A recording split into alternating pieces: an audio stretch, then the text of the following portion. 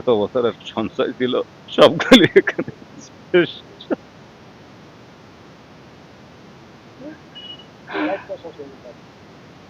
এখন আমি কি করব জানি না।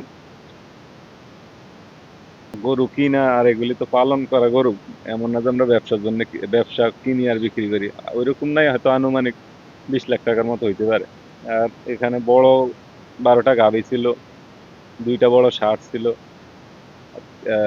তারপরে 2টা বড় বকনা ছিল, একটা বড় ষাঁড় বাছুর ছিল, আর 3টা বাছুর বাছুর ছিল আর কি গাভীর সাথে। বসুন্ধরা টিস্যু, অশুদ্ধতার বিরুদ্ধে এক বিন্দুও ছাড় নয়।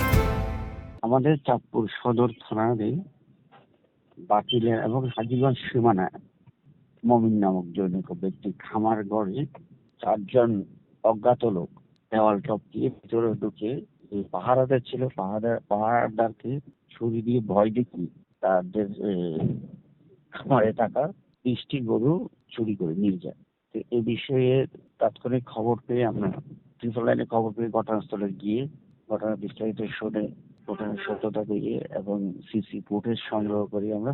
এ বিষয়ে যে ভুক্তভোগী উনি একটা অভিযোগ দিয়েছেন, অভিযোগের প্রেক্ষিতে আপনার থানায় মামলা হয়েছে এবং মামলা তদন্ত অব্যাহত আছে। আশা করি আমরা খুব শীঘ্রই এই আসামিদের শনাক্ত করতে পারবো এবং মামলা উদ্ঘাটন করতে পারবো।